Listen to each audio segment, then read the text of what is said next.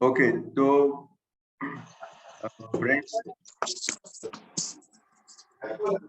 आज हमने खास मीटिंग रखा है, ये जो अपने न्यू मेंबर्स है उसके लिए। अभी I was hoping for, because Alpha had some query, Mayank bhai had query, but both of them are not here. So anyway, we will start discussing, and Hasmukh bhai is of course new. So actually we are at two extremes. Hasmukh bhai is sitting in New Jersey, USA, and I am sitting in jungle. So good, it's a good combination. I think everybody will understand Hindi. हाँ, तो अपने एक query थी कि हम जो भी जिंदगी जी रहे हैं वो हमारी कोई फ्री विल है कि नहीं, हम अपनी मर्जी से जी रहे हैं या तो कोई किसी ने प्रोग्राम बना के रख दिया है और हम एक प्री प्रोग्राम लाइफ जी रहे हैं। और प्री प्रोग्राम मतलब कि हमारी जिंदगी किसी और ने नक्की की। कौन और? तो सामान्यतः अपना हिंदू धर्म में कहते हैं कि विधाता ने जो लिखा है वो आपकी जिंदगी में हो रहा है, और विधाता की लिखी हुई बातें कोई मिटा नहीं सकता। ऐसी बहुत कहानियां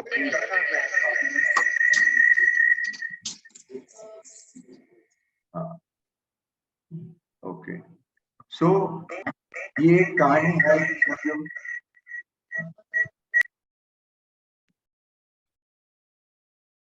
या आई थिंक फ्रेंड्स, जो जब भी आपको बात करनी है तो अनम्यूट कीजिए, अदरवाइज आपका कंप्यूटर म्यूट पर रखेंगे तो अच्छा है। रमेश भाई, रमेश भाई ने म्यूट करो ऊपर से। हाँ, रमेश भाई का अभी म्यूट हो गया। अभी ये झुनझुन वाला साहब का माइक चालू है। झुनझुन वाला जी, हाँ बस, थैंक यू वेरी मच। अभी तो अगर आवाज आई तो मेरी ही आवाज आ रही है। ओके, तो अपनी एक आगे की मीटिंग में मिस्टर प्रकाश भूपतकर, जो हमारे यहाँ जितने भी चार्टर्ड अकाउंटेंट वो सब ने उनको सुना होगा। प्रकाश भूपतकर वो AF फर्ग्यूसन एंड कंपनी में पार्टनर थे, सीनियर पार्टनर, और अभी तो न्यूजीलैंड रह रहे हैं। तो उन्होंने कहा था कि दुनिया में फिलोसॉफी में 5 सवाल ऐसे हैं जो सवाल का किसी फिलोसोफर को जवाब नहीं मिला है, और वो 5 सवाल में एक महत्व का सवाल है कि हमारे पास कोई फ्रीडम है कि नहीं, हम अपनी मर्जी से जिंदगी जी रहे हैं या किसी और की मर्जी से। तो विधाता की बात मैंने आपको कही, और गीता में लिखा है कृष्ण भगवान ही अपने कर्मों का फल लिखते हैं, मतलब कि भगवान नक्की करते हैं क्या होता है क्या नहीं होना है। तो अगर कोई आदमी बीमार हो गया तो उसका मतलब कि कृष्ण भगवान ने नक्की किया है कि अभी उसको ये बीमारी, आगे कुछ भी खराब कर्म किया होगा वो कर्म का फल उसे अभी मिल रहा है। इन ए वे, अगर कोई आदमी कुछ भी सफर करता है तो कहना कि ये भगवान सब के कारण सफर हो रहा है वो कुछ ऑड लगता है। तो अपने धर्म में बहुत सारी कॉन्ट्राडिक्टरी बातें हैं। कहीं कहीं लिखा है कि भगवान की इच्छा के बगैर एक पत्ता भी नहीं हिल सकता है। अगर किसी ने ये कहा तो अपने दिमाग में सीधा सवाल आता है कि ये निर्भया रेप केस हो गया, इतना भयंकर बनाव हो गया, तो वो भी क्या भगवान की इच्छा थी क्या? तो फिर ये जो हरी इच्छा का सब बातें जो है एकदम मगज शून्य हो जाता है, ये क्या बात है? अभी यूक्रेन में जो वॉर चल रहा है, हजारों आदमी मर रहे हैं, लाखों आदमी अपना घर बार छोड़ के भाग रहे हैं, और जो भाग रहे हैं उसमें प्रेग्नेंट लेडीज भी है, बीमार भी है, बच्चे भी हैं, बूढ़े भी हैं, सब कोई है। तो ये इतनी खराब परिस्थिति भगवान की इच्छा से हो रही है क्या? तो ये दो सामने सवाल आ जाता है, मेरी मर्जी से मैं जी रहा हूँ या भगवान की? अगर भगवान की मर्जी से जी रहे हैं हम लोग सब, तो ये सब क्रूरता, ये गरीबी, ये लाचारी, ये सब क्यों है? अच्छा, ये सवाल के जवाब हमें कौन देगा और कैसे मिलेगा? और किसी ने जवाब भी दिया तो हम वो जवाब को मानेंगे या नहीं मानेंगे? अगर उसमें मानना है तो किस कारण से हम मानेंगे? ये अपने सीरियस सवाल होते हैं। अभी मैं खासकर अपने यहाँ जो नए लोग हैं ये डिस्कशन में, उसमें मेरे साथ में जो अवलखंडी के मित्र लोग बैठे हैं वो है जो पहली बार ये मीटिंग अटेंड कर रहे हैं। और उसमें ऑफ कोर्स मैं परिमल भाई से मिलाना चाहूंगा। परिमल भाई प्रिंसिपल है, नवसारी में कुकेरी नाम का गांव है। वो गांव में वो स्कूल चला रहे हैं। कितना वर्ष है टोटल? 17 साल में मतलब पहले तो उन्होंने कुछ झोपड़ी जैसी जगह में स्कूल शुरू की थी और आज मेरे ख्याल से 600 से ज्यादा बच्चे 700 बच्चे उनके यहाँ पढ़ रहे हैं। और उनके पास हॉस्टल भी है। वो हॉस्टल में 600 तो 600 बच्चे हॉस्टल में रहते हैं, 700 बच्चे अपनी स्कूल में पढ़ते हैं। और उनका ड्रीम है कि ऐसे उनको 100 सेंटर करना है।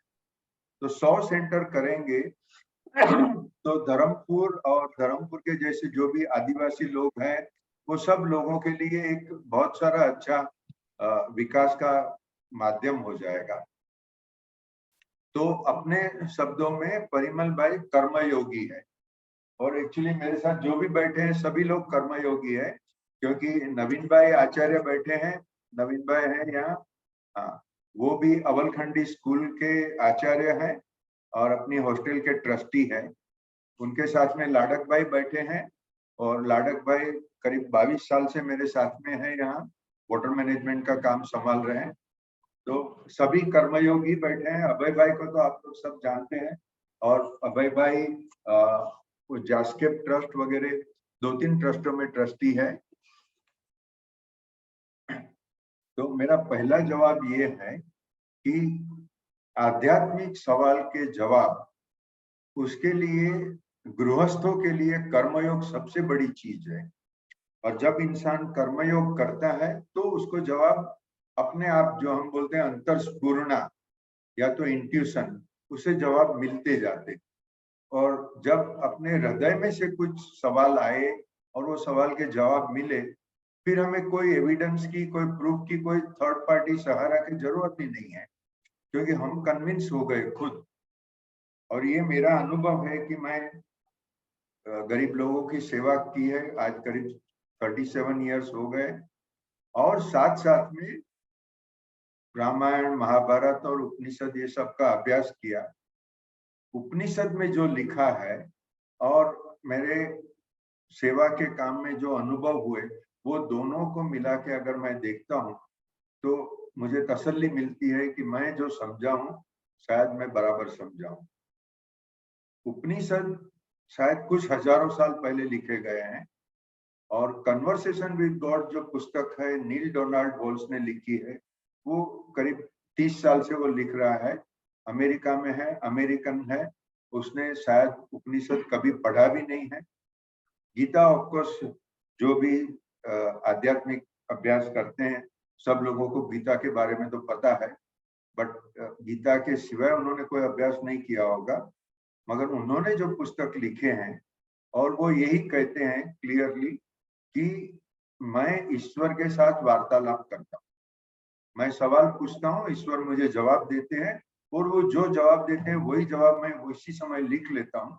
और वो जो जवाब मैंने जो लिख लिया वो मैं पुस्तक के हिसाब से पब्लिश करता हूँ। उपनिषद के जो भी ऋषि मुनि थे उन्होंने भी यही कहा है। उपनिषद के ऋषि कोई राइटर नहीं थे, मतलब लेखक नहीं थे। उन्होंने अपना ज्ञान लिखा है ऐसी बात नहीं है। उपनिषद के ऋषि, सभी ऋषियों ने ये कहा है कि हमें तो ये ईश्वर की तरफ से संदेशा मिला, हमने लिख दिया। उपनिषद के टाइम पे पूरी दुनिया में पेपर था ही नहीं, तो कोई लिख के रखने का सवाल नहीं था।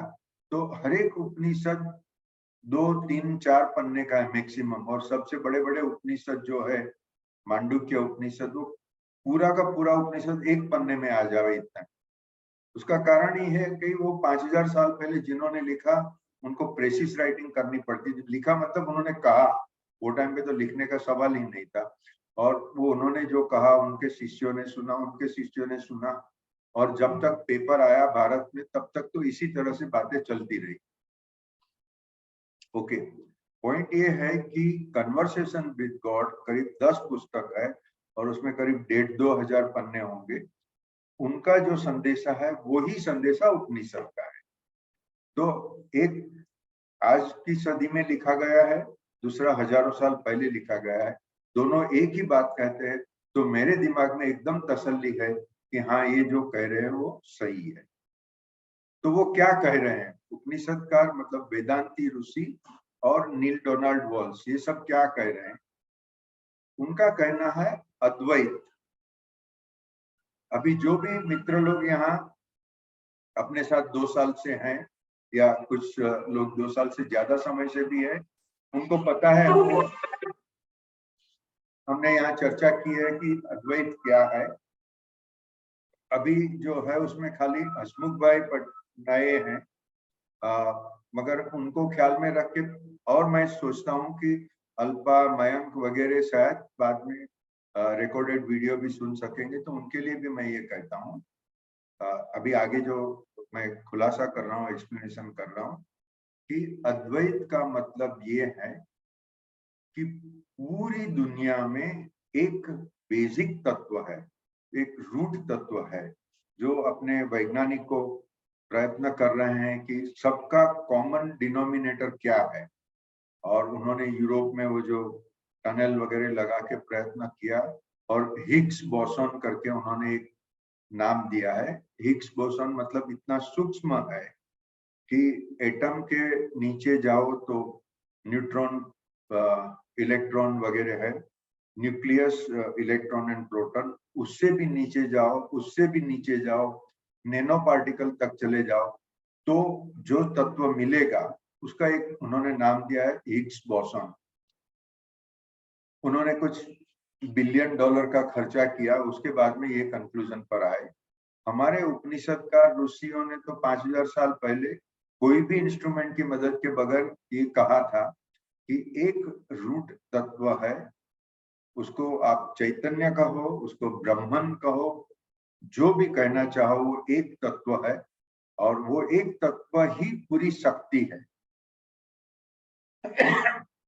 चैतन्य का करेक्ट ट्रांसलेशन इंग्लिश में हो ही नहीं सकता है।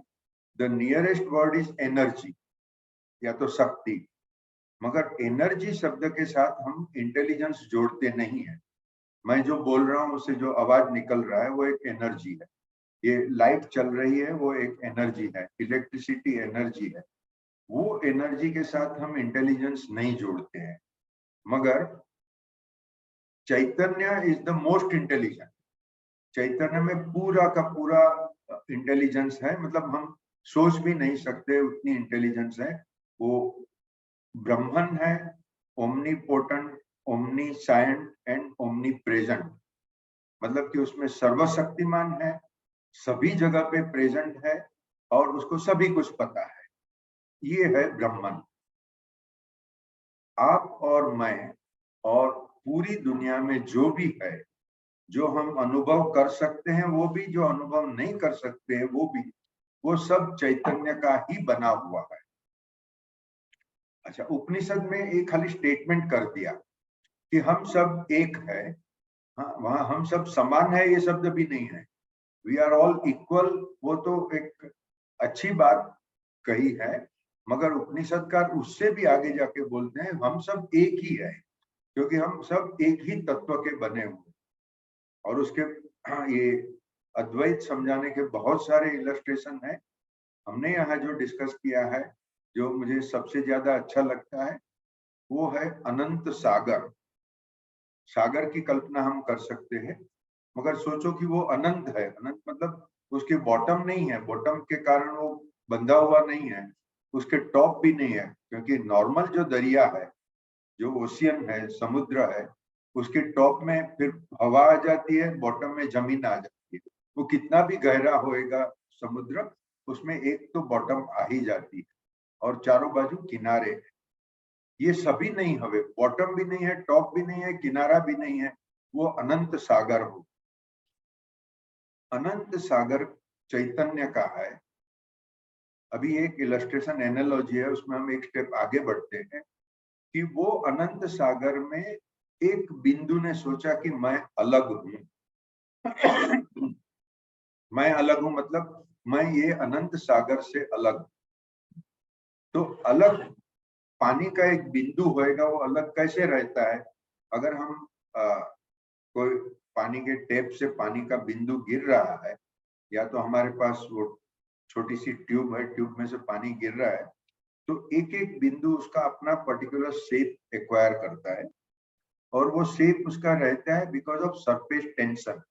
ये साइंटिफिक शब्द है कि सरफेस टेंशन के कारण वो बिंदु अपना शेप धारण करता है। वो सरफेस टेंशन उसका टूट गया तो आजू बाजू के पानी के साथ में मिल जाता है। ये एनालॉजी की बात हुई।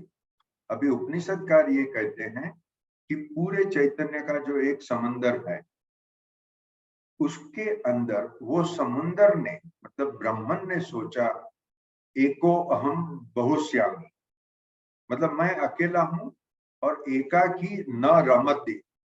अकेले मुझे मजा नहीं आती है, तो मुझे बहुत चाहिए, मुझे एक अनुभव करना है। तो इसके लिए उन्होंने एक साथ में सोचा और अनंत जीवात्मा हो गए। हम आत्मा और जीवात्मा ये दोनों का डिफरेंस करते हैं। आत्मा मतलब आत्मा वही परमात्मा है, वो ओमनीपोटेंट है, ओमनीसाइंट है वगैरह। जीवात्मा वो है कि जो आप और मैं है, हमारे पास कुछ बंधन है, हमारी इग्नोरेंस है। वो इग्नोरेंस को माया भी बोलते हैं, इग्नोरेंस के अलग अलग शब्द दिए गए हैं। हम लिमिटेशंस अनुभव कर सकते हैं। आज अभी यहाँ मैं अवलखंडी में बैठा हूँ, यहाँ लाइट चली गई, ओके, तो हम लोग वो इन्वर्टर के ऊपर, ये अभी कंप्यूटर मेरा चल रहा है और इंटरनेट भी इन्वर्टर पर चल रहा है। अगर ये लाइट का स्टोर पूरा हो गया तो कंप्यूटर बंद हो जाएगा। अभी ये मेरा एक लिमिटेशन हो गया। इफ आई एम ओमनीपोटेंट तो मैं चाहूंगा नहीं लाइट इधर अभी आ जाओ, मगर ये होने वाला नहीं है। तो जो बंधन में है, जो लिमिटेशंस अनुभव कर रहा है, वो जीवात्मा है। जीवात्मा और आत्मा ये दो शब्द गीता में बहुत जगह पे यूज किया है, तो मैं वही शब्द यूज करता हूँ, क्योंकि गीता को जैसे जैसे हम ज्यादा ज्यादा पढ़ते जावे, ऐसे ही हमें और ज्यादा समझ में आता। उपनिषद स्टेटमेंट करते हैं, गीता वो स्टेटमेंट को रिपीट करके फिर बोलते हैं कि संसार में कैसा रहने का। वो स्टेटमेंट जो है कि आत्मा अमर है, आत्मा को पानी भिगो नहीं सकता है, आत्मा को शस्त्र काट नहीं सकते, आत्मा को अग्नि जला नहीं सकती है, ये सब स्टेटमेंट है। मगर खाली स्टेटमेंट से क्या, हमको संसार में कैसे रहने का, तो उसके लिए पूरा 16वां अध्याय है, पूरा चैप्टर है कि भाई ये तरीका है, इस तरह से आपको जीना चाहिए। हमने यहाँ बहुत बार बात की है कि निश्चय को समझो और व्यवहार में रहो। ये निश्चय और व्यवहार शब्द गीता में यूज नहीं किया है, मगर संदेशा तो वही है कि निश्चय को समझो और व्यवहार को रहो, क्योंकि आत्मा वही परमात्मा है और ईश्वर का स्वरूप और आत्मा का स्वरूप बिल्कुल अलग नहीं है। ये कहने के बाद में भी कृष्ण भगवान कहते हैं कि कर्म योग करो, भक्ति योग करो, ज्ञान योग करो, तभी आप ये समझोगे। कन्वर्सेशन विद गॉड क्लियरली और समझाता, वो क्लियरली समझाता है कि आत्मा अपनी इच्छा से नक्की करता है कि मुझे क्या अनुभव करना, और वो जो नक्की करेगा वो अनुभव बाद में लेने के लिए वो जीवात्मा के रूप में आता है संसार में, और संसार में आके फिर बाद में वो अपना आगे जो नक्की किया वो उसके लिए सर्कमस्टेंसेस निर्माण होते हैं, और वो सर्कमस्टेंसेस में वो जीता है। अभी समझो एक मेजर प्लॉट, ड्रामा का प्लॉट कहो, फिल्म का प्लॉट कहो, जो भी कहो, वो नक्की हो गया। किसने नक्की किया? आत्मा ने खुद ने नक्की किया। उसका मतलब कि आत्मा को फुल फ्रीडम है। और फिर साधुओं ने कहा है कि निश्चय न्याय के हिसाब से कभी कोई संघर्ष नहीं है। आत्मा के बीच में कोई भी संघर्ष होवे, डिफरेंस ऑफ ओपिनियन होवे, वॉर होवे, ऐसी कोई शक्यता ही नहीं। There is no such system के there will be a difference of opinion. That is निश्चय नय। नय मतलब निश्चय, नय मतलब निश्चय परसेप्शन, या तो ब्रह्म ज्ञान। ब्रह्म ज्ञान की तरफ से कहीं कोई युद्ध नहीं है, कोई डिफरेंस ऑफ ओपिनियन नहीं है, कोई लाचारी नहीं है, कोई फ्रस्ट्रेशन नहीं है, कुछ भी नहीं, सिर्फ आनंद ही आनंद है। ये ब्रह्मन का अनुभव है, आनंद। जब भी आत्मा ने नक्की किया कि चलो मैं आनंद तो बहुत लिया, अभी वो आनंद की डेप्थ मुझे समझनी है, वो कैसे समझेगा? उसके लिए हसमुख भाई, मैं आपके लिए ये खास रिपीट करता हूँ, बाकी सबने ये सुना हुआ है कि मुकेश अंबानी, उसके पास कितना पैसा है किसी को पता नहीं, उसका बैलेंस शीट का कोई मतलब नहीं, बहुत पैसा। अभी उसके लड़के को आप 101 रुपया गिफ्ट दो तो उसको क्या कीमत है? कोई अगर उसको 1 लाख रुपया भी गिफ्ट दे, उसको कोई कीमत नहीं है। और 1 करोड़ रुपया दिया तो बोलेगा ठीक। उसको पैसे की कीमत ही नहीं है। तो ब्राह्मण के लिए, जो मुकेश अंबानी तो छोड़ो, ब्राह्मण में विष्णु, शिव और ब्रह्मा, वो 3 जो त्रिदेव बोलते हैं वो भी समा गए। मतलब हम जिसको भगवान बोलते हैं उससे भी ऊपर का तत्व है, वो चैतन्य तत्व है। उसकी पोटेंसी क्या है? तो उसको कोई चीज का अनुभव ही नहीं हो रहा है, उसको आनंद का भी अनुभव नहीं था, क्योंकि आनंद के सिवा कुछ है ही नहीं। तो इसके लिए वो सोचता है कि मैं जाके कुछ आनंद के सिवाय का भी अनुभव करूं, और वो अनुभव करने के लिए वो संसार में जीवात्मा बन के आया। अभी वो जीवात्मा बन के आया, उसने लिमिटेशंस कहे, सहन किए, उसको बोलने का भी नहीं आता है, चलने का नहीं आता, लिखने का नहीं आता है। उसके माँ बाप उसको सब सिखाते हैं, तो धीरे धीरे धीरे आगे बढ़ता है। फिर वो बीमार पड़ता है, फिर गिर जाता है, साइकिल सीखने को जाता है, गिर के उसको खून निकलता है। ये सभी चीज उसको होती है, वो विधाता की लिखी हुई नहीं है, ईश्वर के आदेश से नहीं है। वेदांत ये कहता है, और कन्वर्सेशन विद गॉड मतलब CW जी ये कहता है कि वो अपनी इच्छा से ही हुआ है। अभी अगर मुझे कोई तकलीफ आवे, या तो अपनी तो बातें सब छोटी छोटी है, जो लड़की निर्भया, उसको जो नाम मीडिया में नक्की किया है, निर्भया के ऊपर कुछ गैंगरेप हुआ और फिर उसका खून हो गया। अभी ये कितनी भयंकर बात हुई, और कोई इंसान ये कह नहीं सकता है कि वो लड़की के आत्मा ने ऐसा सोचा होगा कि मेरे ऊपर इतने खराब बनाव हुए। एकदम सॉलिड आर्ग्यूमेंट है अगेंस्ट वेदांत। ठीक है, अभी यहाँ 2 चीज है। एक तो हम ये सोच भी नहीं सकते हैं कि ब्रह्मन का आनंद जो है वो कितना है। ब्रह्मन का दूसरा नाम है सच्चिदानंद, मतलब सत, चित्त और आनंद। वो आनंद स्वरूप है। तैत्तिरीय उपनिषद में लिखा है रसो वै सह, मतलब ब्रह्मन ही सभी आनंद का रूट है, और वो ब्रह्मन आप हो। वो ब्रह्मन यहाँ मेरे साथ में बैठे हैं, परिमल भाई है, लाडक भाई है, नवीन भाई है। वो हर एक इंसान खुद ब्रह्मन है, अभी इसी वक्त इसी जगह पर। और ये मांडुक्य उपनिषद ने कहा है, जो कबीर जी ने रिपीट किया है, और जो कबीर जी का भजन हमने हमारे यहाँ सुना हुआ है, शबनम वीरमणि ने वो भजन बहुत फेमस किया है कि राम भगवान के 4 रूप है। एक तो दशरथ का बेटा, दशरथ का बेटा मतलब वो हम जो सभी यहाँ हैं, वो इंसान हमारा रूप। दूसरा, जो सबके हृदय में समाया हुआ, तो यहाँ इंसान से सीधा हम भगवान की जगह पे आए। तीसरा, जो पूरे ब्रह्मांड में फैला हुआ, मतलब इंसान की तो बात छोड़ो, ये पृथ्वी, ये गैलेक्सी, ये ब्लैक होल्स, जो हम समझते हैं, जो हम नहीं भी समझते, वो सभी चीज वो चैतन्य की बनी हुई है, वो ब्रह्मन की बनी हुई है। और चौथा रूप जो राम भगवान का है, मतलब ब्रह्मन का है, मतलब कि आपका खुद का है, वो चौथा रूप अभी हम समझ भी नहीं सकते। ये कबीर जी का दोहा है और यही चीज मांडुक्य उपनिषद में भी कही। ओके, तो हम अपनी फ्री विल के सवाल पर आ रहे हैं। अभी अद्वैत को समझना, और अद्वैत एक बाजू जहां हम बोलते हैं कि चैतन्य या तो ब्रह्म हर हमेश पूर्ण आनंद में है, और दूसरी सब जगह पे यूक्रेन का वॉर चल रहा है, धर्मपुर में इतनी गरीबी है, लोग बीमार है, 2000 रुपया नहीं मिलने के कारण मर भी जाते।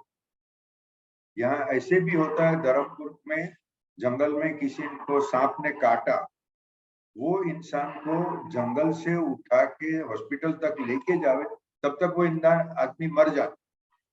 यहाँ आजू बाजू में हॉस्पिटल नहीं है और 60 किलोमीटर दूर तक लेके जावे, तब तक आदमी मर भी जाए। और ये कोई कहानियां नहीं है, ये आज भी होता है। तो ये संसार है, एक तरफ संसार है जहाँ तरह तरह के दुख है, तरह तरह की तकलीफें हैं और एक्सप्लॉयटेशन, फ्रॉड वगैरह सब कुछ है, और दूसरी तरफ अद्वैत है। और हम ये कहते हैं कि आप खुद ब्रह्मन हो और आप हमेशा पूर्ण आनंद में हो। तो ये विरोधाभासी चीज है, और ये विरोधाभासी चीज का एक्सप्लेनेशन कैसे हुए, उसका खुलासा कैसे, तो उसका खुलासा इसके ऊपर महावीर भगवान ने कहा है। जैन धर्म में बहुत स्पष्ट व्याख्या की है। निश्चय नय मतलब ब्रह्म ज्ञान, या तो ब्रह्मन की तरफ से जो सोच सकते हो वो, और व्यवहार नय मतलब हमारा जो संसार में हमें जो अनुभव हो रहा है वो। ये दोनों अनुभव अलग है, बाय डेफिनेशन अलग है और अलग ही रहेंगे, क्योंकि ब्रह्मन ने चाहा है कि उसे ब्रह्मन का अनुभव तो हो ही रहा है, अभी उसको अलग भी अनुभव करना है। तो अलग करना है तो ब्रह्मन हमेशा आनंद में ही है, तो आनंद से अलग क्या होगा, तो सुख और दुख, वो दोनों का मिश्रण हम संसार में अनुभव करते हैं। हम पहले तो लिमिटेशंस अनुभव करते हैं, वो लिमिटेशंस को क्रॉस करने का प्रयत्न करते हैं, तभी किसी को फ्रस्ट्रेशन होता है, किसी को सफलता मिलती है। अभी जैसे सोचो कि यहाँ नवीन भाई बैठे हैं, उनकी अदम्य इच्छा थी कि ये धर्मपुर के आदिवासी के बच्चे पढ़े। वो खुद प्रिंसिपल है अपने स्कूल के, वो बच्चों को कैसे पढ़ावे। तो बच्चे गरीब है, उनके माँ बाप के पास कोई पैसा ही नहीं है कि वो किसी को पढ़ा सके बच्चों को। गुजरात सरकार उनकी पूरी स्कूल चला रही है, मगर बच्चे के अपने अपने प्रॉब्लम। तो उनकी जो इच्छा थी, तो मानो कि ईश्वर ने कहा कि नहीं, इनकी नवीन भाई की इच्छा पूरी होनी है। तो यहाँ एक अवलखंडी केळवणी ट्रस्ट बन गया। आज उनकी स्कूल में 300 बच्चे पढ़ रहे हैं, हॉस्टल में 150 बच्चे रह रहे हैं, और वो 150 बच्चे का खाना पीना, कपड़ा, पुस्तक सब कुछ उनको फ्री मिल रहा है। तो नवीन भाई आज खुश है, और वो उनकी स्कूल के बजाय बहुत सारे काम हो रहे हैं यहाँ वेलफेयर के, तो लोगों की जो गरीबी है उसमें से ऊपर आ रहे हैं। ये कर्मयोग है। कर्मयोग की डेफिनेशन ये है, जो गीता में कर्मयोग के ऊपर बहुत महत्व दिया है, कि आपको जो स्वप्न में भी नहीं प्रैक्टिकल लगे ऐसी चीज तुम सोचो। मतलब नवीन भाई का मुझे पता नहीं है कितना पगार है, गुजरात सरकार जो पगार देती होगी उसमें वो कितने बच्चे को पढ़ा सकते, मगर आज उनके पगार से 100 गुना भी खर्च हो जावे, आज कोई परवाह नहीं है, क्योंकि यहाँ अच्छा सा काम चल रहा है। मैं एक दूसरी तरह से इलस्ट्रेशन दूं कि अपने संस्कृत में श्लोक है कि अगर भगवान ने चाहा तो पंगुम लंघयते गिरिम और मुकम करोति वाचालम। जो आदमी मूंगा है, जो बोल नहीं सकता है, वो सरस्वती के गुणगान गा सकेगा, और जो लंगड़ा है, मतलब उसको चलने की ताकत नहीं है, वो पूरा पर्वत भी चढ़ जाएगा। ये संस्कृत श्लोक मैंने मेरे जीवन में अनुभव किया है, आप लोगों के साथ मैंने डिस्कस किया है। इसमें खाली एक हसमुख भाई ऐसे है जिनको ये पता नहीं होगा कि मित्तल पटेल है, अधिक कदम है, और बहुत सारे ऐसे ट्रस्ट है जहां किसी मित्तल पटेल के पास एक पैसा भी नहीं था, और उसकी इच्छा थी कि नॉमेडिक गरीब लोगों की सेवा करे, और जो उसके सपने में भी नहीं था ऐसा आज हकीकत हो गई। लाखों लोगों को आज मदद मिल रही है, हजारों बच्चे पढ़ रहे हैं, हजारों लोगों को घर मिल रहा है। अब सोचो, एक आदमी का घर होवे मतलब कम से कम 5 लाख रुपए का खर्चा है, हजारों लोगों को घर मिले मतलब कितना करोड़ों रुपया का खर्चा है। वो मित्तल के भी सपने के बाहर की बात थी, सपना भी नहीं था उसको कि मैं ये कर सकूं, मगर उसने कुछ चाहा, उसके पीछे पड़ गई और आज की तारीख में वो हकीकत बन। ये कर्मयोग एक ऐसा साधन है अपने आप में कि जिससे हमें वेदांत समझ में आ सकता है। ब्रह्म ज्ञान जो सामान्य तरह से साधु लोग बोलते हैं वो बहुत ही मुश्किल है, आकाश कुसुमवत है, आप समझोगे नहीं, वो समझने के लिए आपको सैकड़ों जन्म लेने पड़े। वो ब्रह्म ज्ञान मित्तल को एक जन्म में मिल सकता है। क्यों मिल सकता है? निष्काम कर्म, उसने अपने लिए कुछ भी नहीं चाहा और लोगों की सेवा की, और सेवा ऐसी सेवा की कि जो उसके भी सपने से बाहर की थी। भयंकर प्रयत्न किया, उसने बहुत सारी तकलीफें सहन की है, और उसकी तकलीफ का मैं साक्षी हूँ क्योंकि मुझे सब कुछ पता है। तो अधिक कदम ने जो कश्मीर में जाके जहां टेररिस्टों का राज चल रहा है, ऑस्टेंसिवली मतलब फॉर्मली हम देखें तो भारत सरकार का राज, हकीकत में वहां टेररिस्ट का राज चल रहा है। वो टेररिस्ट का राज में जाके उसने एक हॉस्टल बनाई ऑर्फन गर्ल्स के लिए। एक सेकंड ना,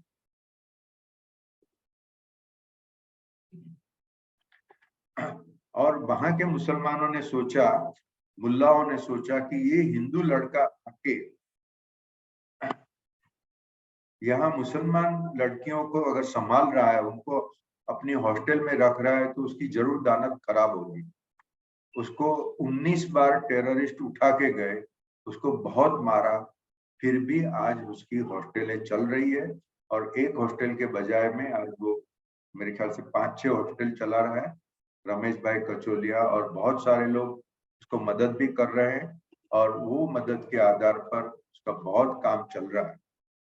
मतलब जो चीज हमें एकदम इम्पॉसिबल लगे वो चीज अधिक कदम ने करके बताई। और जब आप अधिक कदम के साथ बात करो तो आपको ख्याल में आ जाएगा कि वो अपनी हिंदुस्तानी फिलोसॉफी को समझ के बैठा है।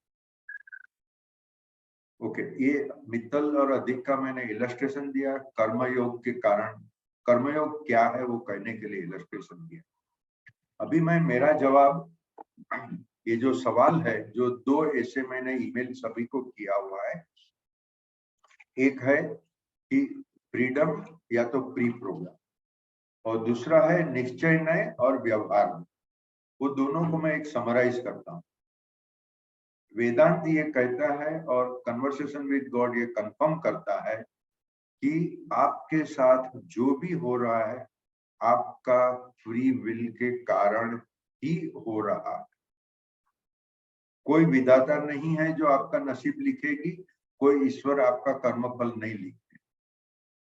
आत्मा खुद एज आत्मा वॉलंटरीली अपना प्रोग्राम डिसाइड करती है, और वो आत्मा उसके बाद वो अपना अनुभव की इंटेंसिटी के कारण, मतलब ये भी मैंने पहले समझाया है कि अगर अमिताभ बच्चन जो बहुत रईस है, बहुत पॉपुलर है, वो भिखारी का रोल करे या कूली का रोल करे, तो एक कुली को जो दर्द सहन करना पड़ता है, जो तकलीफें सहन करनी पड़ती है, वो अमिताभ को एक्सपीरियंस नहीं होगा। उसको पता है कि मेरे पास करोड़ों रुपया पड़ा है, ये कुली जो 10 रुपये के लिए बोझा उठा के चलता है, उसकी दर्द वो कैसे महसूस करे। तो ये अपना जो निश्चय नय है उसमें ये कहते हैं कि आत्मा ने अपनी स्वेच्छा से इग्नोरेंस धारण की। आत्मा भूल गया कि मैं तो ईश्वर हूं, मैं खुद ईश्वर हूं, ये भूल गया। मैं एक सामान्य इंसान हूं, मैं एक गरीब इंसान हूं। वो सोच समझ के फिर वो कुली का काम करेगा, तभी उसके एक्सपीरियंस की रियलिटी और डेप्थ उसके अनुभव में आए। और जब तकलीफें अनुभव में आएगी तभी उसके आनंद की इंटेंसिटी और वैल्यू भी बहुत अच्छी लगी। अगर आपने गीता बहुत ध्यान से पढ़ा है तो ईश्वर कृष्ण भगवान कई बार रिपीट करते हैं और अर्जुन को कहते हैं तू खुद ईश्वर स्वरूप है। और लास्ट श्लोक जो अर्जुन और भगवान के बीच में जो वार्तालाप है उसमें 18वें अध्याय में आई थिंक 72 या 73 श्लोक ये है। अर्जुन कहता है मेरा मोह नष्ट हो गया, मेरा अज्ञान नष्ट हो गया और मुझे स्मृति प्राप्त हो गई। स्मृति प्राप्त हो गई मतलब क्या? क्या तुमको याद आ गया? अर्जुन को याद आ गया कि वो खुद ईश्वर स्वरूप, ये उसका ब्रह्म ज्ञान। वो खुद आत्मा है, आत्मा और परमात्मा में कभी कोई सेपरेशन है ही नहीं। मतलब समुद्र अनंत सागर के अंदर पानी की बूंद अपने आप को अलग सोचे, वो कैसे हो सकता? वो नामुमकिन है। इसी तरह से मैं या आप, हम कोई भी ईश्वर से कभी भी अलग थे नहीं, है नहीं, आज की तारीख में ईश्वर स्वरूप है। ये अर्जुन को याद आ गया, उसको स्मृति आ गई। फिर दूसरी लाइन में कहता है, अभी पहली लाइन निश्चय नहीं, दूसरी लाइन व्यवहार नहीं। वो व्यवहार में आपने संसार में आ गए, जिसने भी अवतार धारण किया वो संसार में आ गए। संसार में आ गए तो फिर आपको अपना अपना कर्म करना है। कौन सा कर्म करना है? गृहस्थ को गृहस्थ का कर्म, सन्यासी को सन्यासी का कर्म करना, सोल्जर है, सैनिक है, उसको सैनिक का कर्म करना।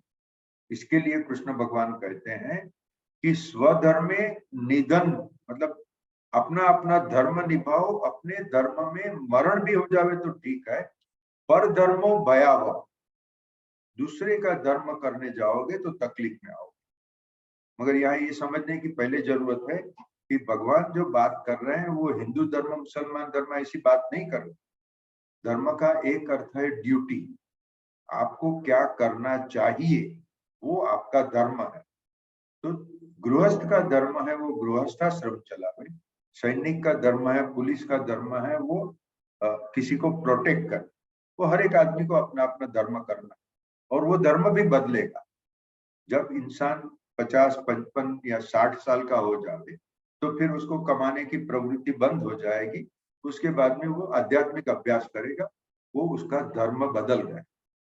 पहले गृहस्थाश्रम चलाना था, उसके बाद में वानप्रस्थाश्रम, उसके बाद में अगर जिंदा रहा तो फिर संन्यासाश्रम। मतलब सब कुछ छोड़ देना है और सिर्फ ईश्वर की प्रार्थना करो, ईश्वर का भजन करो, या तो आध्यात्मिक अभ्यास करो। ओके, हम सभी स्वतंत्र हैं। हम अज्ञान के कारण या तो इग्नोरेंस से भी ज्यादा हम भूल गए हैं कि हम सर्वशक्तिमान है। ठीक है, आज धर्मपुर में समझो, धर्मपुर कपराड़ा की बस्ती 15 लाख की होगी, वो 15 लाख में 14,50,000 लोग गरीब है। ये गरीबी भी एक ढोंग है। ये ढोंग मतलब मैं खराब अर्थ से नहीं कह रहा हूं, मगर ये इल्यूजन है। वो गरीबी वो इंसान के आत्मा ने आत्मा स्वरूप में नक्की किया हुआ अनुभव करने का संजोग चल रहा। तो free will is there. From निश्चय न्याय point of view you are free. Now we come to व्यवहार न्याय। व्यवहार मतलब हम संसार में जो अनुभव कर रहे हैं वो। तो व्यवहार में ये है कि हमारा ब्रॉड पैरामीटर्स नक्की है। मैं एक इंसान हूं, ओके, अभी इंसान हूं, मैं चीता की तरह से दौड़ नहीं सकता हूँ, ईगल की तरह आकाश में उड़ नहीं सकता हूँ, ये तो ब्रॉड लिमिटेशन। फिर दूसरा लिमिटेशन है, मेरे पास करोड़ों रुपया नहीं है, मैं ना पॉलिटिशियन हूं ना मैं पहलवान हूं। ये भी एक ब्रॉड पैरामीटर नक्की होगा। Within the broad parameter how you live is your choice. आप अपनी इच्छा से जियो। और 90% लोग आध्यात्मिकता को एक बाजू रख देते हैं, उनको कोई आध्यात्मिकता से इंटरेस्ट नहीं होता है।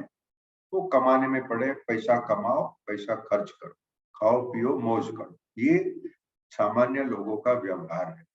ठीक है, that forms the entire background. और जो 10% या उससे भी कम लोग हैं उसमें उनको भक्ति में रस है, कर्मयोग में रस है, ज्ञान में रस है।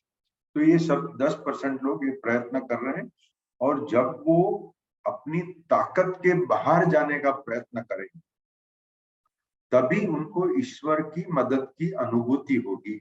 और जब वो ईश्वर की मदद की अनुभूति हो गई, जो मित्तल को और अधिक कदम को हो गई, और ऐसे हजारों लोग हैं जिसको हो गए, मैं तो ये 2 लोगों के ही नाम दे रहा हूं, तभी आपको ईश्वर के अस्तित्व का एहसास होगा, आपको अनुभव हो गया।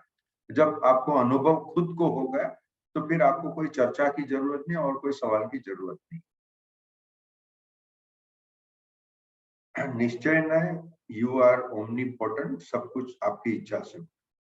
व्यवहार ने आपको एक ब्रॉड पैरामीटर में आप रहे हैं, वो ब्रॉड पैरामीटर आपने ही नक्की किया है, मगर वो व्यवहार में आप नहीं मानोगे, ठीक है। अभी वो ब्रॉड पैरामीटर के अंदर आपको क्या करना है वो आपकी स्वतंत्रता है। आप खाओ पियो मौज करो, आप पैसा कमाओ, पैसा कमाने के लिए आप ऑनेस्ट तरीका ले या अनएथिकल, डिसऑनेस्ट, क्रिमिनल, जो भी करना है आप करो, आपको अनुभव मिल रहा है। मैंने क्रिमिनल काम किया तो मुझे क्रिमिनल तरह का अनुभव होगा।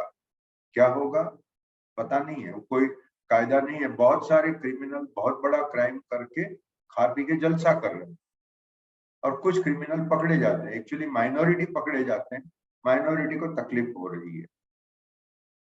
ये सब हम व्यवहार में देखते हैं, तभी हम फरियाद करते हैं कि ईश्वर है तो ये यूक्रेन का वॉर क्यों हो रहा है, ईश्वर है तो वो क्रिमिनल आदमी बहुत पैसे में लौट के जलसा कर रहा है, जबकि एक सज्जन आदमी, एक साधु आदमी बेचारा तकलीफ सहन कर रहा है। क्यों? इसमें ईश्वर का दोष मत दे, ईश्वर का कोई दोष नहीं है, क्योंकि आपके साथ जो हो रहा है सिर्फ आपकी इच्छा से हो रहा है और किसी की इच्छा से नहीं। ये वेदांत मत है, ये कन्वर्सेशन विद गॉड का मत है, और मैं ये चीज पूरी मानता हूं। मेरे ख्याल से ये दोनों जो ऐसे थे उसका समरी मैंने आपको फिर से बोल दिया। अभी किसी को कुछ भी कमेंट करने हैं, किसी को आगे सवाल करना है, तो पहले तो मैं कहूंगा कि अगर हसमुख भाई, क्योंकि ये हसमुख भाई के लिए पहली मीटिंग है, हसमुख भाई आपको कुछ भी पूछना है, कहना है तो जरूर कहिए। Thank you Rashminbhai. भले પહેલી મીટિંગ છે પણ મેં તમારા 8 થી 10 વિડિયો સાંભળી લીધા છે, એટલે હું એકદમ છેલ્લા 10 દિવસમાં એટલીસ્ટ ડેલી 1 કલાક કે 2 કલાક જેટલું તો હું કરી શક્યો છું, પણ એટલે પણ એકદમ બધું જતું નથી સાથે, પણ બધું ભેગું થાય છે. પણ મારા हिसाबे બીજા બધાને સહન કરવું પડે છે થોડું, તમે વધારે આપો મને નવું સમજીને, એટલે ઓકે બરાબર છે. તો કોઈ પણ આપણામાં વિદ્વાન છે અશોકભાઈ કટારિયા, कृष्णकुमार झुंझुनवाला, आपको कुछ कमेंट करनी है? कृष्ण कुमार जी आपका म्यूटेड है तो कुछ सुनाई नहीं दे रहा, सॉरी। I'm sorry. नहीं सर, मैंने कहा रिवीजन हो रहा है, जो आपने बताया बिल्कुल अब उससे रेजोनेट कर पा रहे हैं सर, बिल्कुल। सर मैं अभी डायरी देख रहा था, आज से 9 साल पहले हम धर्मपुर थे, आज ही के दिन आपके साथ में सर। अच्छा, oh exactly 9 years back, same day. मतलब सर हमें ये लास्ट 12-13 में सभी दोस्तों को बताना चाहूंगा, करीब लास्ट 13 years से, ऑलमोस्ट 13-14।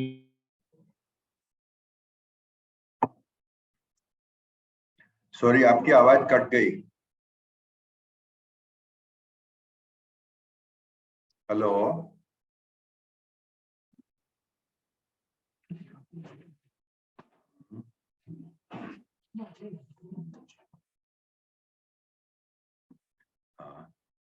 अशोक भाई संभळाय છે? यस सर, हाँ ओके, तो मतलब मेरी तरफ से कोई तकलीफ नहीं है यहाँ से, ठीक है। कृष्ण कुमार जी की आवाज कट गई। अनिल जी आप भी बहुत टाइम के बाद में आए हैं मीटिंग में।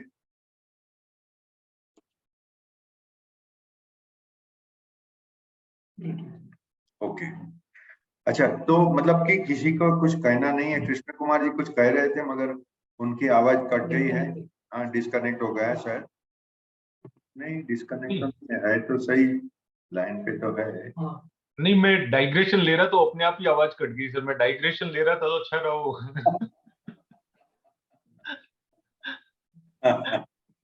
ओके ठीक है, मगर मैं धर्मपुर के बारे में ये कहूँ कि ईश्वर की इच्छा है धर्मपुर ऊपर आ जाए, और बहुत सारे ट्रस्ट लोग यहाँ काम कर रहे हैं, बहुत अच्छा काम हो रहा है और ये ऊपर जरूर आएगा, आ ही रहा है। फिर भी अभी बहुत सारा काम बाकी है, वो भी होगा। ओके, तो हम थोड़ा अभी इसमें और आगे बढ़ते हैं कि इसमें बहुत सारे सवाल होते हैं कि अगर अद्वैत है और फिर हम साथ में बोलते हैं कि कर्म का लॉ भी है, और गीता में कहते हैं कि कर्मफल ईश्वर नक्की करता है, तो ये सब कैसे साथ में मुमकिन है? एक दूसरा, एक्चुअली मुझे अनेकांतवाद के ऊपर भी थोड़ा बोलना था, जो हमने आगे बहुत सारी चर्चा कर ली है। अनेकांतवाद का मतलब ये है कि हर एक इंसान अलग सोचता है, अलग बिहेवियर करता है, उसमें कुछ विरोधाभासी भी हो जाते हैं। और हमने कॉमर्स में तो ये सीखा है कि जब अलग अलग आदमी का अलग अलग विचार होता है तो ही मार्केट बनती है, नहीं तो मार्केट कैसे बनेगी? अगर शेयर बाजार की बात करें, कोई भी बाजार की बात करो, अगर सबका एक ही ओपिनियन होता तो एक साथ में पूरी बाजार बेचने को आती, एक साथ में पूरी बाजार खरीदने को आती। ऐसा होता नहीं है, कुछ आदमी बेचते हैं, कुछ आदमी खरीदते हैं, कुछ दलाली करते हैं, ये सब चलते ही रहता है। मैं ये तो सिंपल इलस्ट्रेशन हो गया, मगर विरोधाभास इतना बड़ा हो गया कि आज रसिया और यूक्रेन, जो यूक्रेन एक जमाने में रसिया का पार्ट, और यूक्रेन से ही रसिया के कम से कम 3 प्रेसिडेंट बने हुए जो यूक्रेनियन थे ओरिजिनल, या यूक्रेन में जन्मे हुए और रसिया के प्रेसिडेंट भी बने। आज वो दोनों लड़ रहे हैं और रसिया बाकायदा उनके घर, हॉस्पिटल, इंफ्रास्ट्रक्चर सबका सर्वनाश कर रहा है। तो ऐसा कैसे हो सकता है? अगर हम कहें कि अद्वैत सही है, अगर हम कहें कि पुतिन, जो बाइडेन और जेलेंस्की सभी एक तत्व के हैं, एक तत्व के मतलब एक ही है, ये अद्वैत का कहना है, तो यहाँ ये मारामारी कैसे शक्य है? और अनेकांतवाद कैसे शक्य है? मतलब हर एक इंसान अलग सोचे, ऐसे क्यों है? तो ये इसका दोनों का रिकंसिलिएशन जो मेरी समझ में आया, ये ऐसा है कि एक ब्रह्मन, एक चैतन्य, वो इतना बड़ा है, इतना बड़ा है कि हमारी कल्पना के बाहर। हम तो जो एक गैलेक्सी की बात करते थे, फिर वो एक गैलेक्सी से अभी साइंटिस्ट कहते हैं कि अनंत गैलेक्सी है। एक गैलेक्सी मतलब क्या कि एक गैलेक्सी में तो अनंत स्टार्स है, और अनंत स्टार में बहुत सारे प्लेनेट्स हैं, और पृथ्वी एक जो प्लेनेट है वो तो समझो जुहू के दरिया की रेत पर एक रेत का एक कण है, इतनी पृथ्वी है। वो पृथ्वी में हमारा अस्तित्व तो कुछ भी नहीं है। ब्रह्मांड इतना विशाल है कि हम सोच भी नहीं सकते हैं, और वो कंटिन्यूअसली एक्सपांडिंग है। वो अनंत आनंद में जो है, उसको अगर कुछ आनंद के सिवाय का अनुभव करना है तो क्या होगा? वो हमारी प्रैक्टिकल समझ से बहुत कुछ अलग होगा। वो बहुत दुख हो सकता है, अंतिम दुख हो सकता है, एक्स्ट्रा ऑर्डिनरी दुख हो सकता है, जो निर्भया रेप केस का है, जो यूक्रेन वॉर का है, और जो कोविड में लाखों लोग मर गए, पूरी दुनिया को रोक के रख दिया। ये भी हो सकता है, सब कुछ हो सकता है, क्योंकि ब्रह्मांड का सोचना वो हमारी सोच से भी बाहर है, हमारी कल्पना से भी बाहर है, इतनी बड़ी चीज है।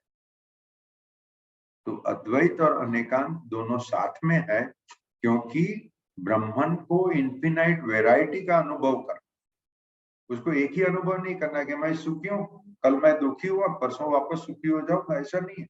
वो एक साथ में अनंत आनंद और अनंत दुखों का अनुभव कर रहा है।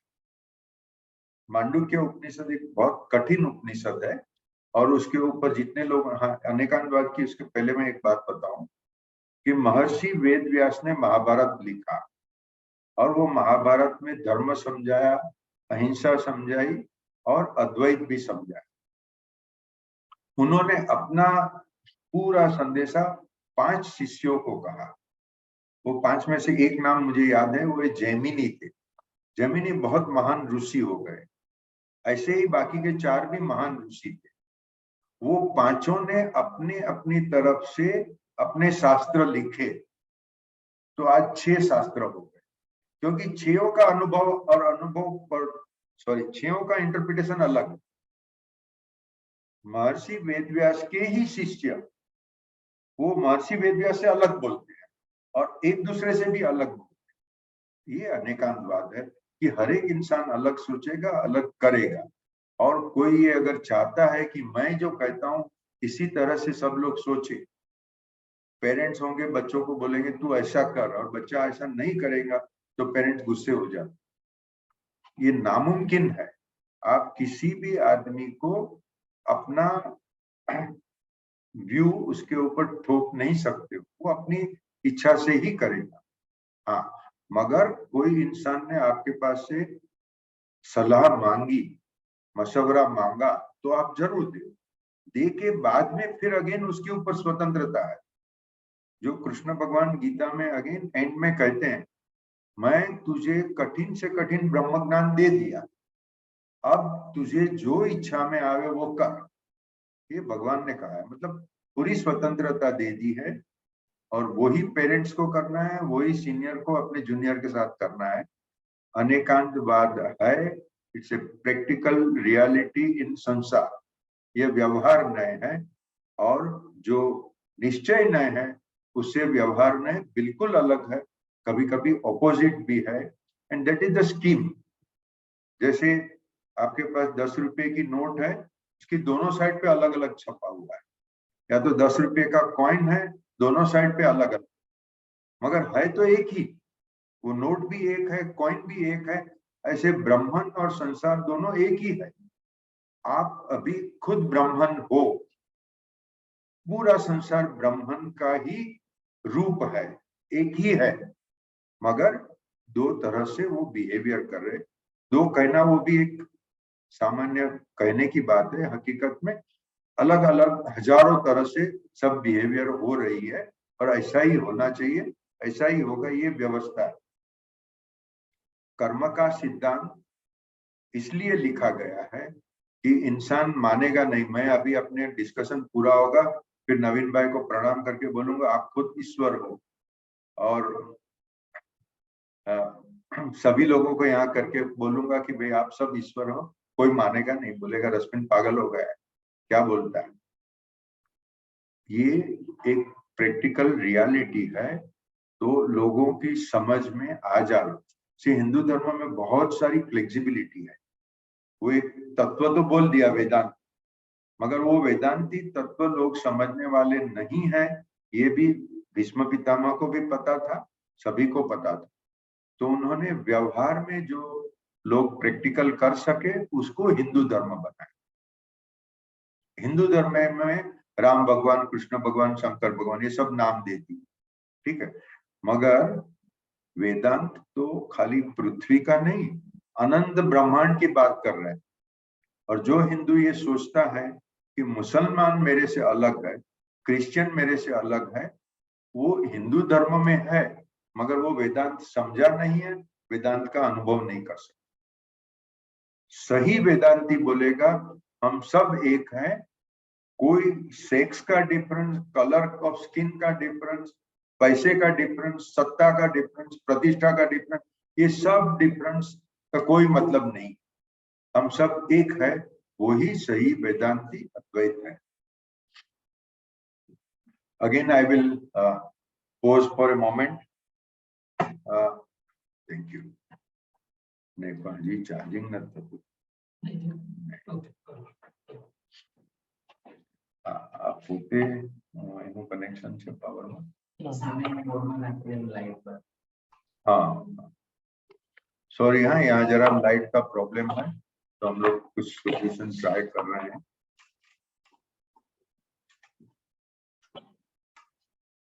But so far so good sir, connectivity इतनी जोरदार है वोलखंडी से It's really great thing.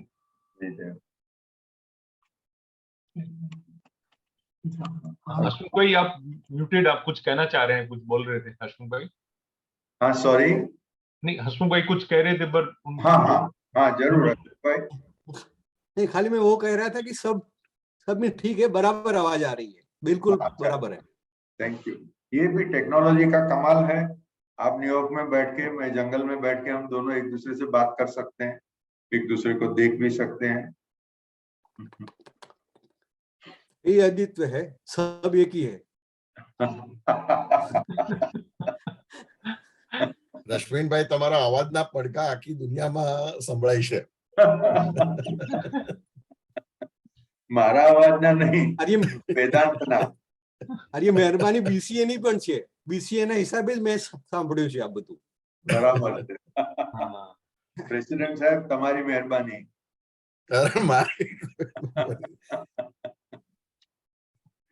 Okay. It is always very enlightening and very, very, I would say, thought-provoking. And ekdam unfortunately, I have missed few of them. Naturally, this year you are very busy.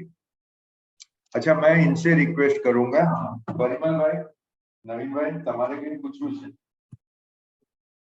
તમે બંને જણા તો પહેલી જ વખત સાંભળી રહ્યા છો. લાડક ભાઈ, તમે બ્રહ્મન છો, એવું માનશો? नहीं सर, ब्राह्मण नहीं, तमें भगवान छो एकदम। ब्राह्मण तो थोड़ा टिपिकल वर्ड हो जाता है एक्चुअली ब्राह्मण। हाँ, बराबर है।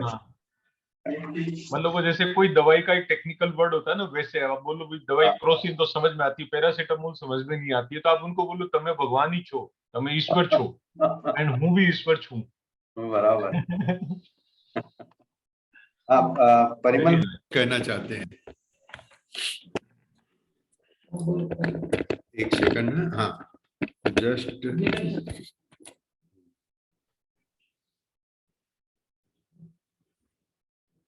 अंकल ने अपने जो बताया कि जब आप काम करते हैं तो अपने आप हमको भगवान का एहसास होता है कि भगवान है। तो सॉरी, हाँ तमें देखा था, हाँ तमें, हाँ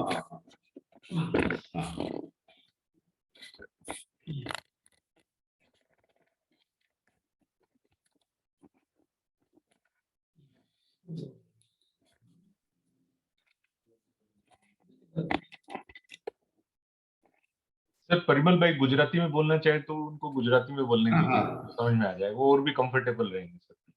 તમે અહીંયા આવો ને? नहीं, ઓકે બોલો।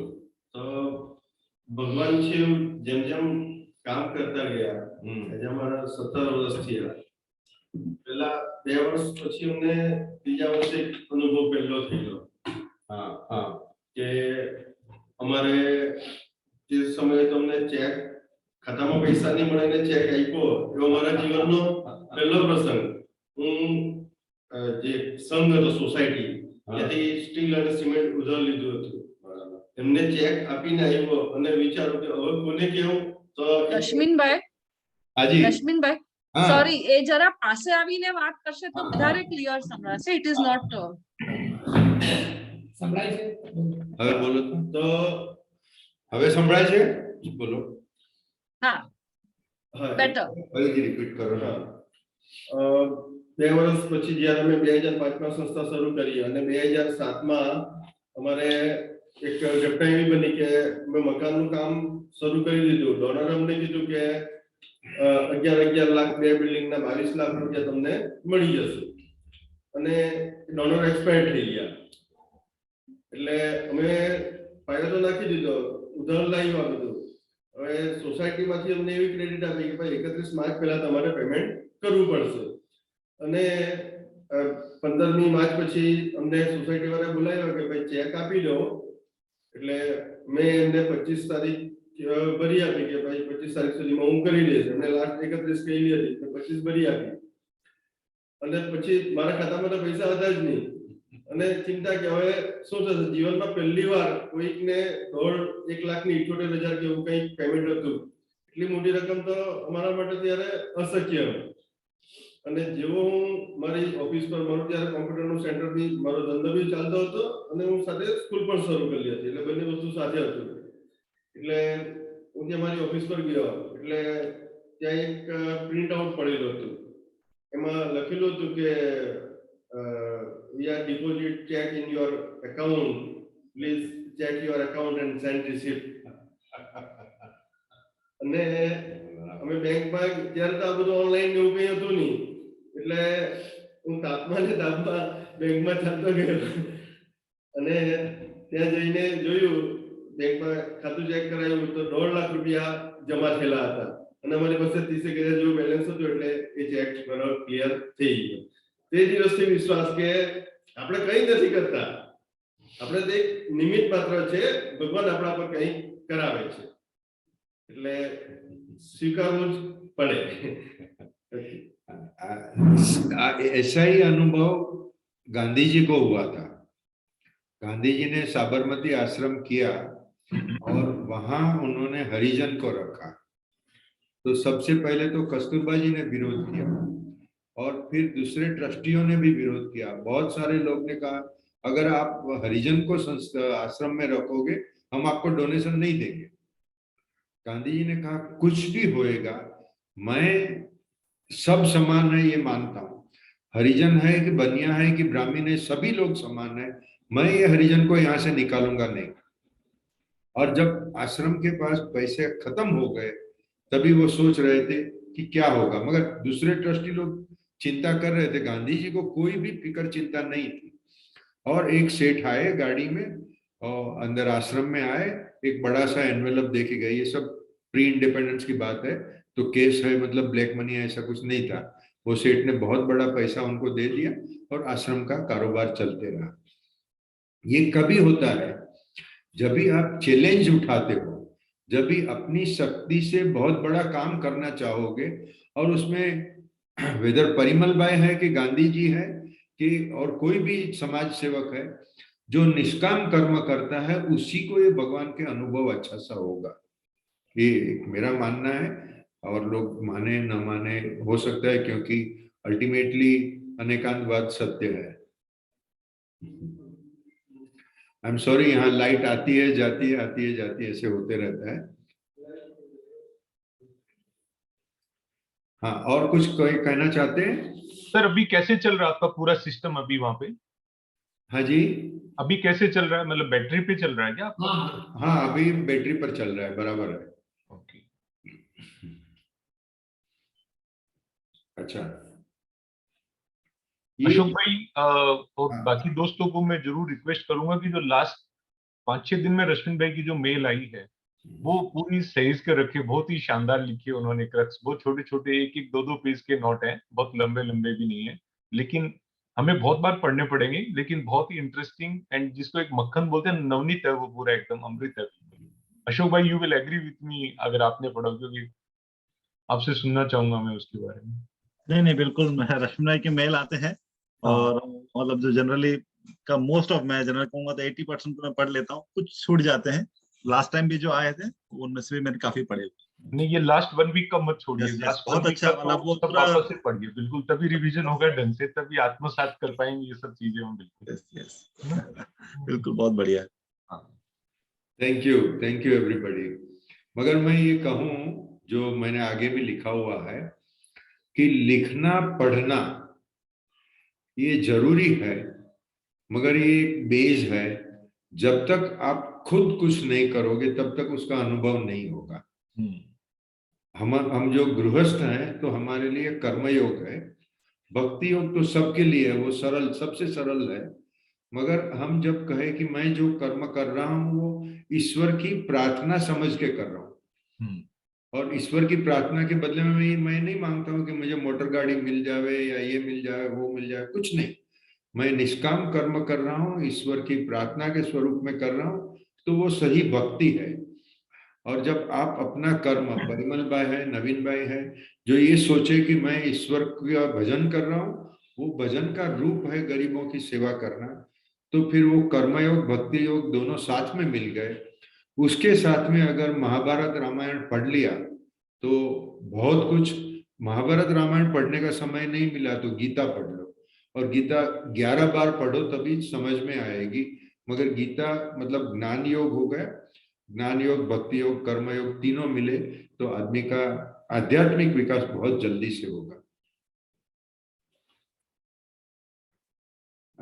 कन्वर्सेशन विद गॉड में ये स्टेटमेंट करते हैं, there is no victim and there is no शैतान, देयर इज नो इविल। तो ये स्टेटमेंट हम कैसे समझे, कैसे माने? जब भी हम देखते हैं कि इतना सारा अत्याचार हो रहा है, इतने लोग बीमार हो रहे हैं और डॉक्टर वो बीमार को चीट कर रहा है। कोविड के टाइम पे बहुत कुछ हुआ, कुछ लोगों ने करोड़ों रुपया बनाया और कुछ गरीब लोग बेचारे, या तो इवन धनवान लोग, दवाई नहीं मिली मर गए। ये सब कैसे हो सकता है? तो इसका ये सब खुलासा यही है कि अद्वैत ब्रह्मन उसने कुछ अनुभव करना चाहा था, वो अनुभव अभी कर रहा है। और जो मैंने कहा था कि मांडुक्य उपनिषद ये कह रहा है कि ब्रह्मन खुद अनंत जीवात्मा की तरह से मैनिफेस्ट हो रहा है या तो व्यक्त हो रहा है, और वो अलग अलग व्यक्तव्य जो होते हैं उसमें अलग अलग अनुभव कर रहा है। तो निर्भया खुद भी ब्रह्मन थी, उसको जिसने रेप किया वो भी ब्रह्मन थे, और वो तो अगर ये आप मान लो तो फिर बहुत साधुओं ने बहुत बार लिखा है कि ये पूरा ड्रामा है, ये नाटक है। वो नाटक, हम उसको नाटक नहीं मानेंगे। निर्भया जब सहन करती थी वो कैसे कहेगी कि ये ड्रामा है? उसके पेरेंट्स जो एकदम बहुत दुख अनुभव कर रहे हैं कि मेरी बेटी इतनी खराब तरह से मर गई, वो भी कैसे मानेंगे? नहीं मानेंगे, वो बराबर। मगर इसी के लिए कहते हैं कि ब्रह्म ज्ञान तो बहुत डिफिकल्ट है। हम सामान्य तरह से हम संसार को ही सही मानते हैं, हमारे जो अनुभव होते हैं उसी को हम सही मानते हैं। कुछ साधु लोग जो हजारों में एक है, वो कहते हैं कि संसार ड्रामा है, संसार मिथ्या है और तुम खुद ईश्वर हो, यही सत्य है। सत्य एक ही है कि आप ईश्वर हो। आप नहीं मानोगे, वो भी सत्य है, और वो मानने का तरीका भी गीता में दिया है कि आप कर्मयोग करो। जब आप निष्काम कर्मयोग करोगे तो फिर आपको ये समझ में आ जाएगा। तो it's a sort of circular.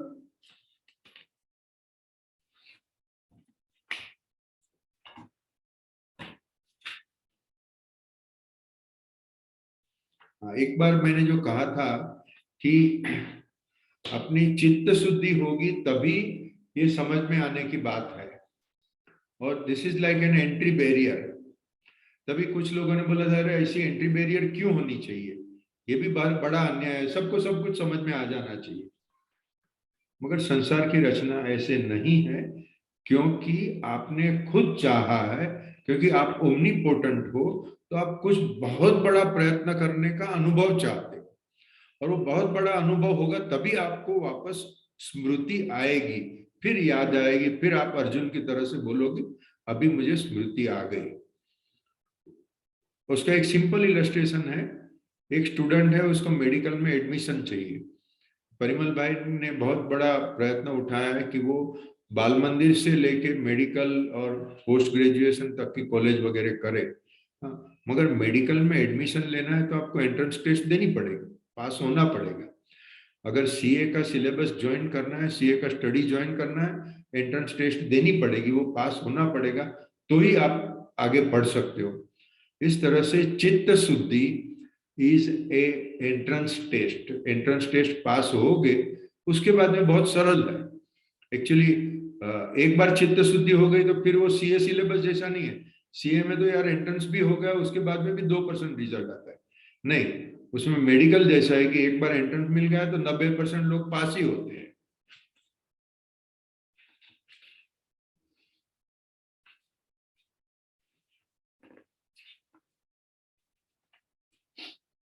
जो स्टेटमेंट मैंने आगे बहुत बार किया है वो आज फिर से कह रहा हूं कि निश्चय को समझो और व्यवहार में रहो। और उसका बेनिफिट यही है कि जब आपने निश्चय समझ लिया तो आपको कोई चीज अन्याय नहीं लगती है, किसी के प्रति रोष नहीं है। और तो साधु लोगों ने कहा है कि राग और द्वेष दोनों को छोड़ दो। मतलब राग छोड़ना मतलब प्रेम छोड़ने की बात नहीं, प्रेम सबको करो, मगर मोह किसी का नहीं है। ये मेरा है, ये मेरी है, ऐसा ये मोह नहीं होना चाहिए। सेंस ऑफ पोजेशन किसी के ऊपर नहीं है, मगर प्रेम सभी के ऊपर है। और ये अगर समझ लिया तो डर भी निकल जाएगा। अपना जो लोगों को बहुत सारी एंजाइटी होती है, कल क्या होगा, ये होगा कि नहीं, मैं पास होंगी कि नहीं, ये क्लाइंट फीस देगा कि नहीं, ये सब जो तकलीफें हैं, जैसे परिमल भाई ने कहा कि मैंने मकान बनाना चाहा, वो उसका डोनेशन मिलेगा कि नहीं। अरे मिलेगा, ईश्वर ने चाहा सब कुछ मिल जाएगा। अभी ईश्वर ने चाहा सब कुछ मिल जाएगा, ये प्रैक्टिकल स्टेटमेंट है, वो हिंदू धर्म का स्टेटमेंट है। वेदांती स्टेटमेंट यह है कि आपने आत्मा के स्वरूप में जो भी नक्की किया था वो होगा। अगर आपने ये नक्की किया है कि डोनेशन का चेक नहीं आता है, आपने जो सप्लायर को चेक दिया बाउंस होता है, आपको तकलीफ सहन करनी पड़ती है, अपमान सहन करना पड़ता है, तो ये भी होगा, मगर वो अन्याय नहीं है। इसके लिए न ईश्वर को दोष दो, न किसी को दोष दो, तभी ये होगा। मैं ये कहते कहते मुझे ये याद आता है कि जब भी 1987 में मैंने बम्बई की झोपड़पट्टी में काम शुरू किया था, तभी मैं देखा कि वो समय पे बम्बई में 40 लाख लोग बेघर थे। वो फुटपाथ पर रहते थे, कहीं झोपड़पट्टी में रहते थे, उनके पास घर नहीं था। और वो समय मैंने सोचा कि भाई हर एक इंसान को घर तो होना ही चाहिए, घर क्यों नहीं है। और मैं एकदम फ्रस्ट्रेशन में बोल रहा था, क्योंकि मेरी तो ताकत नहीं थी, इतना मेरे पास पैसा ही नहीं था कि मैं एक इंसान को भी घर दिला सकूं। तो मैं फ्रस्ट्रेशन में ईश्वर के प्रति दोष दिया कि ईश्वर तूने ऐसा समाज क्यों बनाया कि इतने सारे लोग बेचारे दुखी है, बेघर है। फिर ईश्वर ने जैसे मुझे जवाब दिया कि यार तेरी ताकत है वो तू करना, तू ईश्वर की तरफ क्यों देख रहा है, तेरी क्या ताकत है, तू कर, तू क्या कर सकता है वो देख। और वो समय पे मैंने सोचा कि मैं कम से कम 100 आदमी को मदद कर सकूं कि वो एक भिखारी परिस्थिति में से बाहर आके फाइनेंशियली स्वतंत्र हो गए। और वो 87 में जो मैंने प्रयत्न शुरू किया, निष्काम कर्मयोग किया, और आज मुझे वेदांत समझ में आया है। और मैं सभी को इनवाइट कर रहा हूं कि एक निष्काम कर्मयोग करो, आपको पूरा वेदांत समझ में आ जाएगा। Thank you. मेरी तरफ से तो अभी आज का सब कुछ पूरा हो गया है। Great, sir.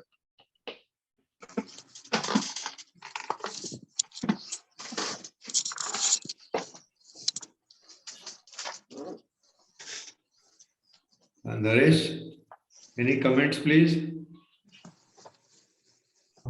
I think no, I have to say I don't have any comments. You have explained it very well, so it is all right.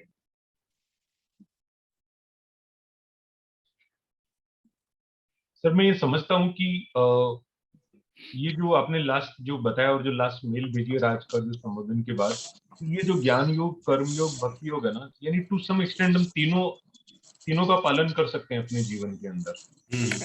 अगर माइंडफुली अगर हम अपनी लाइफ को जीते हैं, जैसे आपने कहा कि सुबह से शाम हम जो भी कर्म करते हैं एंड वो कर्म सेल्फलेसली होकर ईश्वर को समर्पित करके करते हैं, अगर जो आप निष्काम करें एक तरीके से सरेंडर टू गॉड, या जो भी जो काम किया उसका वो ईश्वर का आदेश मान के अगर करते हैं, ईश्वर की प्रेरणा मान के करते हैं, अपना अहम भाव अगर उसमें नहीं रखते हैं, तो एक तरीके से वो भक्ति योग हो गया अपना उसके अंदर। बराबर है, एकदम कर्म योग को समझो अपन कर ही रहे हैं, जिस ऑनेस्टी के साथ में, इंटीग्रिटी के साथ में, एंड सो कॉल्ड जो अपन सेल्फलेसली बोल दिए या प्रोफेशनल सी है, तो पर अपनी एक ऑनेस्टी, डिग्निटी, इंटीग्रिटी सब चीजों का पालन करते हुए अगर करते हैं, अगेन उसमें अहम भाव नहीं होता है, तो अपना वो कर्मयोग भी रहता है। प्लस जो सोशल सर्विस वाला जो है वो तो है ही है, भले ही अपना जितना भी 10%, 20%, 50% टाइम दे सकते हैं। जो चीज हमें अंदर से रियलाइज होती है, जैसे कि भी ये धर्मपुर के प्रोजेक्ट्स हैं और एक एल्सवेयर केयरिंग फ्रेंड्स के हैं, तो वो उसमें हमें लग के devotedly, selflessly and again surrender भाव से एंड ईश्वर का रिप्रेजेंटेटिव बन के अगर करते हैं, तो अपना अगेन वो एक कर्मयोग हो जाता है, ट्रू कर्मयोग हो जाता है। एंड जो आपसे सीख रहे हैं, जो थोड़ा हमें मुश्किल पड़ रहा है सबसे ज्यादा, जो ये ज्ञान योग वाला है, जो आप एग्जांपल दे रहे हैं, तो जितना डिफिकल्ट 3 महीने पहले लग रहा था, उतना अब नहीं लग रहा है, इतना पक्का है। भले वो 100% में एग्री नहीं करूंगा अभी भी, लेकिन लेकिन काफी कुछ मतलब ऐसा लग रहा है बात तो सही है सर, थोड़ी मुश्किल हो रही है समझने में। जो एकदम जैसे आपने कहा ना कि जो निर्भय है वो भी ब्राह्मण है, और जो जो जो भी रेपिस्ट था वो भी ब्राह्मण उसको है। समझने में थोड़ा टाइम लगेगा, बट वो फैक्ट रिमेन्स फैक्ट जो है चीज का, कोई हाइपोथेसिस तो है नहीं वो बिल्कुल उसमें। हाँ, और वो वेदांत की बात है, वो रश्मिन संघवी की बात नहीं है, वेदांत की बात है, CWG की बात है। क्योंकि वो विश्वास तब होता है अगर हम ये मानते हैं कि ब्रह्मन इतना विशाल है, जो आनंद सागर की बात करते हैं, तो उसको आपने शोले फिल्म से समझाया है, तो मान लो फिर ये ड्रामा है, और ये ड्रामा ब्रह्मन का ही है, गॉड का ही है ड्रामा, तो फिर तो बहुत इजी है समझना सर उसके अंदर। फिर तो एकदम जो कह रहे हैं आप बिल्कुल सही है, जो उसके अंदर आपने इतना बढ़िया लिखा है वो फिल्म वाला, कि अगर उस फिल्म को अगर अपन फिल्म समझ के देखते हैं, देन व्हाट इज रॉन्ग। यानी फिल्म की शूटिंग के बाद तो गब्बर सिंह और अमिताभ दोनों साथ में बैठ के चाय पीते हैं, मतलब एंड फिल्म में रोंगटे खड़े हो जाते हैं जब गब्बर आ रहा होता है उस गांव के अंदर। और वो भी फिल्म में जब गब्बर सिंह वो 3 आदमी को गोली मार देता है, और फिर कौवे की आवाज आती है, कहाँ कहाँ कहाँ, तो एक पूरा एटमॉस्फेयर ऐसा हो जाता है कि अगर आप थिएटर में बैठते हो तो आप भी हिल जाओ। वो आपको हिला देने का ब्रह्मन प्रयत्न कर रहा है। तो जो वो ड्रामा वाली कॉन्सेप्ट लेके चलते हैं ना, अगर ये सब कुछ ड्रामा है, तब तो ये जो आप बोल रहे हैं ना वो अक्षर सत्य बात है। लेकिन 1% अगर मान लो नहीं हो ड्रामा, तो फिर समझना बाकी है कि फिर ये है क्या। ऐसा है मेरा तो इतना सा टेक है सर। यानी 2 में कोई शिकायत नहीं है सर, खाली कर्म योग में थोड़ा सा समझना बाकी है। शिकायत यानी खुद से, आपसे नहीं सर। आप तो अच्छे से समझा रहे हैं हमें, बहुत पेशेंटली समझा रहे हैं, नहीं समझ में आ रहा है तो भी समझा रहे हैं, नए नए एग्जाम्पल देके समझा रहे हैं। लेकिन हो सकता है ये भी ब्रह्मा जी का ड्रामा हो कि इनको थोड़ा सा और रगड़ो इनको। आपका खुद का नक्की किया हुआ ड्रामा चल रहा है। हाँ, आप अपनी तकलीफ महसूस कर रहे हो, वो आपका ड्रामा है। हाँ, यही बात सही। जब आपको स्मृति हो जाएगी कि आप खुद ईश्वर स्वरूप है, तो ये ड्रामा बंद हो जाएगा।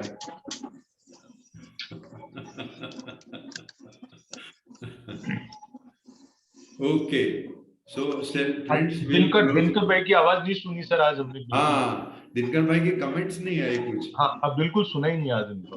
आपको सुन रहा था। अनम्यूट कर देता रो कंप्यूटर। हाँ, 1 મિનિટ। हाँ, अनम्यूटेड છે ભાઈ, નથી આવતો અવાજ? बराबर, હવે अनम्यूट છે, करेक्ट। नहीं कृष्णकांत जी, मैं आप सबको सुन रहा था, अब शोले की बात निकली तो अभी मैं आपको मैंने रश्मि भाई से तो बात की थी, लेकिन अभी पिक्चर की मैं बात कर रहा हूँ। आपने लगे रहो मुन्ना भाई देखी थी? हाँ, तो लगे रहो मुन्ना भाई में उसको गांधी जी दिखता, संजय दत्त को, और सर्किट को नहीं दिखता है। राइट, बराबर है। हाँ। अपना पोजीशन ऐसा ही है। रश्मिन भाई को ब्रह्मन बराबर समझ में आता है, अपने को नहीं आता है। तो अपने को तो एक पूछने का है, आपको दिखता है ठीक है, तो हमको भी दिखता है। जिस दिन गांधी जी उनको दिखता बंद हो जाएगा तो हमको भी बंद हो जाएगा। एकदम परफेक्ट दिनकर भाई, आपने तो एकदम मतलब बस इसके बाद कुछ बोलना बाकी नहीं रहता सर। आपने आई थिंक बहुत परफेक्टली समराइज किया है। हाँ, I fully agree sir, fully agree. बस यही है। तो अपने को तो रश्मिन भाई को एक ही पूछने का, आपको गांधी जी दिखता है? तो हमको दिखता है। नहीं दिखता है तो हमको भी नहीं दिखता है। हरे कृष्ण, ज्यादा दिमाग का बहुत यूज मत करो। अभी आपको दिनकर का अनुभव हो गया ना पूरा।